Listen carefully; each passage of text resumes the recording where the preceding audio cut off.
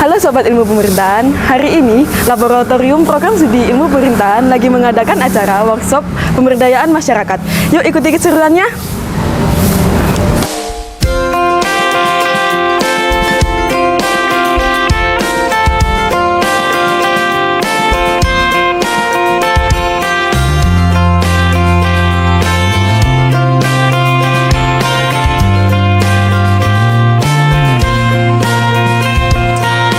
There's something about the way the street looks when it's just rained. There's a glow off the pavement. You walk me to the car, and you know I wanna ask you to dance right there in the middle of the parking lot.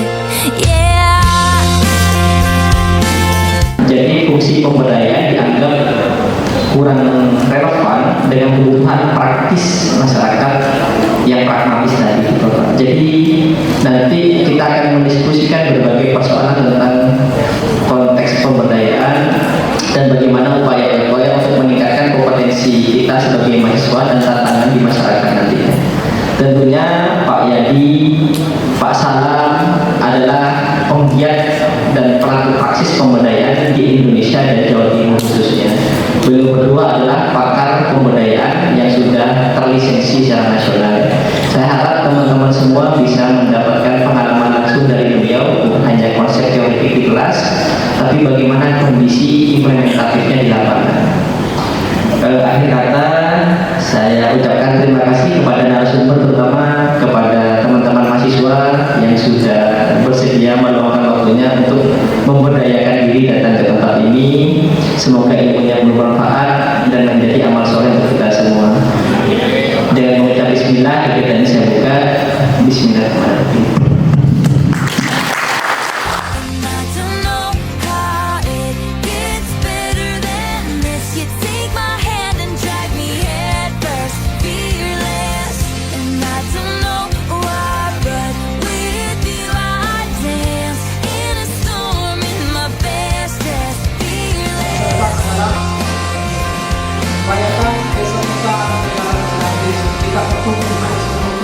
Migrasi semakin tinggi. Sekarang 50-50 antara orang tinggal di desa dan tinggal orang di kota.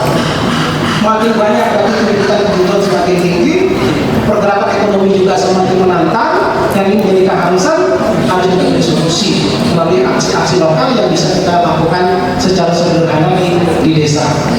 Nah, karena itu diperlukan program-program yang tepat sasaran dalam rangka melaju terjadinya migrasi para penduduk desa agar bisa bertahan di desa. Ini kan aneh. Mereka ingin berpendapatan, kemudian ingin pergi kota, desa ditinggal, makin banyak desa-desa tidak punya SDM dan kompeten. Barangkali teman-teman menemui kok gak ada pemuda di sini, kok gak ada yang teknologi, karena mereka mayoritas bermigrasi pindah ke kota untuk mendapatkan penghasilan. Ini tantangan yang sangat besar untuk kita dapatkan. Nah, kemudian yang kedua tantangan kemandirian pangan. 74.350 desa yang ada saat ini kita dikenal sebagai negara agraris, tapi nyarisnya adalah 3,06 juta ton beras kita impor.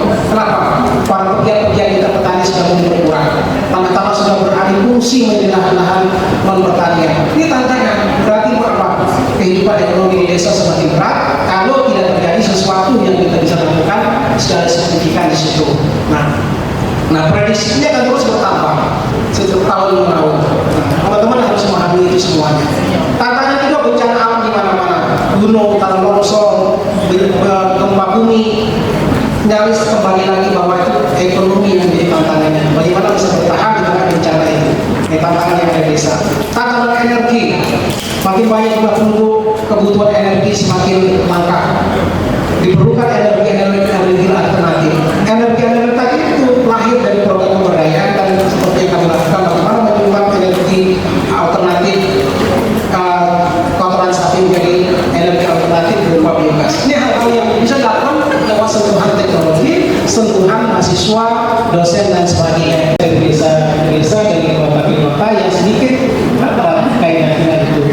Saya juga mencoba menambah pengalaman kerjasama dengan BEN internasional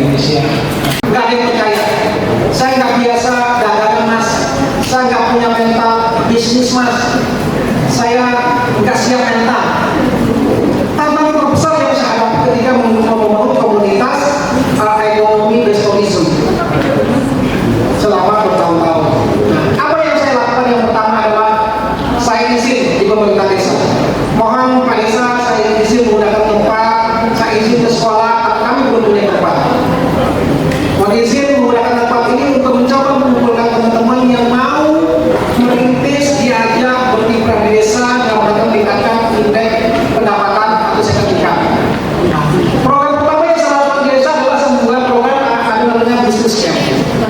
Bagaimana mengubah paradigma masyarakat kita yang dulunya agraris, petani, peternak, diharapkan mau menyentuh aspek sumber pendapatan tambahan dengan memanfaatkan lingkungan yang ada di desa itu bisa kita sulap menjadi produk kreatif yang benar bisa bernilai ekonomi.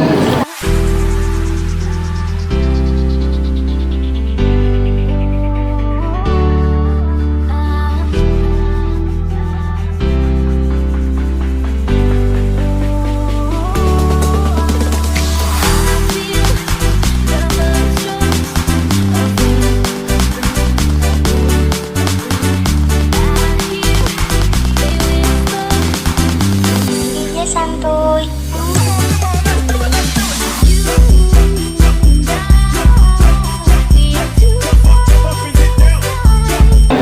Kalau dana desa kemudian sebagai bagian dari ikhtiar pemerintah agar orang desa nggak ke kota, justru orang Madura semakin banyak di Malang.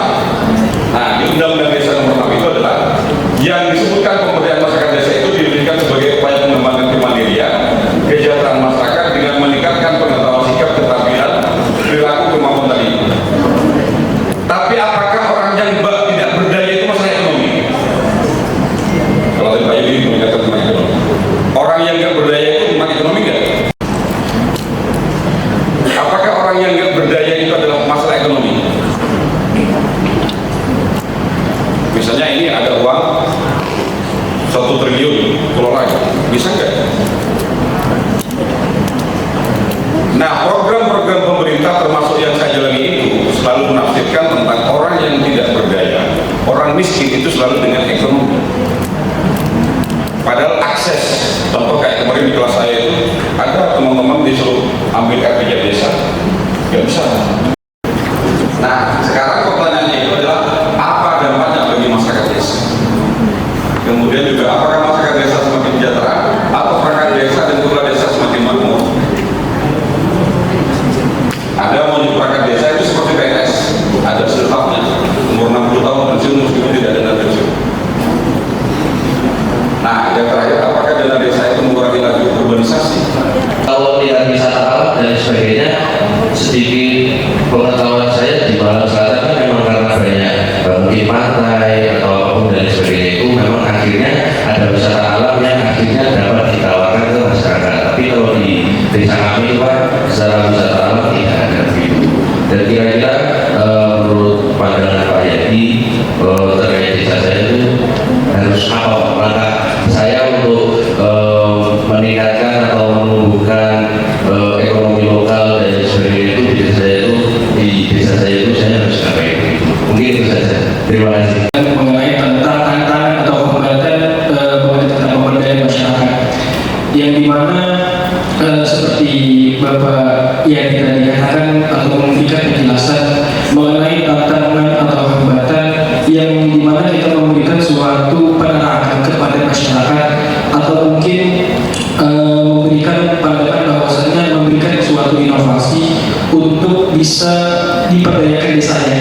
Tapi dalam jangka atau mungkin yang kita lihat banyak mungkin masyarakat yang menyepelekan atau mungkin mengiyakan suatu program itu biasa saja. Menurut pandangan Bapak Yadi, apakah ada suatu hal yang praktis atau hal yang singkat untuk bisa mengajak masyarakat itu biar mungkin mau atau mungkin bisa menerima semua program pemberdayaan kita kepada masyarakat? Memang di semua sudah sampaikan bahwa setiap desa itu punya kearifan sendiri, punya karakteristik sendiri, dan tidak bisa itu disamakan dengan desa-desa yang lain. Ibaratnya beda ragam, beda nama. Dan biarkan dan program-program yang kami lakukan itu belum tentu juga 100% bisa diduplikasi di tempat lain karena masing-masing punya kearifan lokal sendiri, punya lokal wisdom dan punya lokal champion.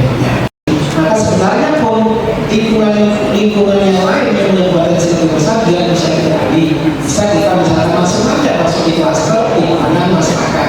Di dalam masyarakat kita itu sebenarnya dalam misalkan ibaratnya dalam satu desa punya 10 RT, di setiap RT itu kira-kira masyarakat kita punya apa di situ, itu yang paling gampang.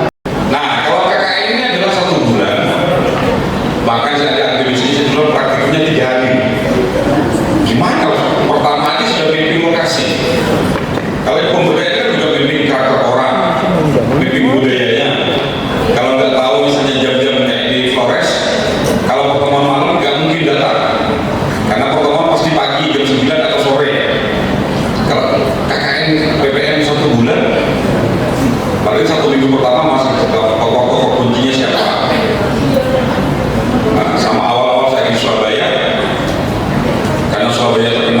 observasinya.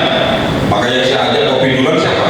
Bambang Liha sama Salim Perda pakai senior saya. Come inside of my heart if you're looking for answers.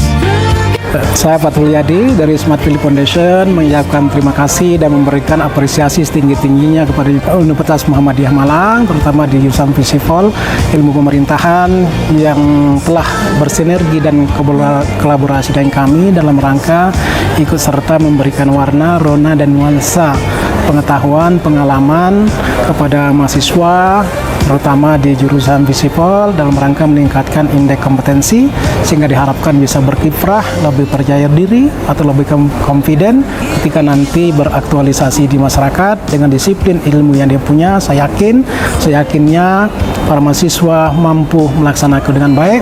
Yang penting adalah istiqomah menjalani proses itu dalam rangka menerapkan disiplin ilmu yang dia punya untuk bagian juga untuk turut serta menuju kejayaan Indonesia melalui membangun desa untuk Indonesia. Sekali lagi terima kasih pada Universitas Muhammadiyah Malang yang sudah bersinergi dan berkolaborasi yang sudah lama bersama kami, terutama di Desa Wisata Mojoing Kidul.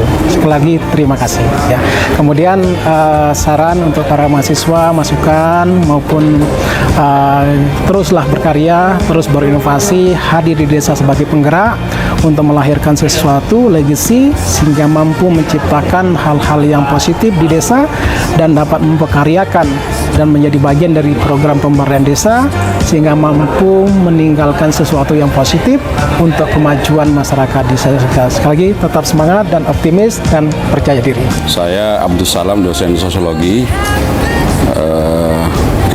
mengampu mata kuliah pemberdayaan dan sosiologi pembangunan.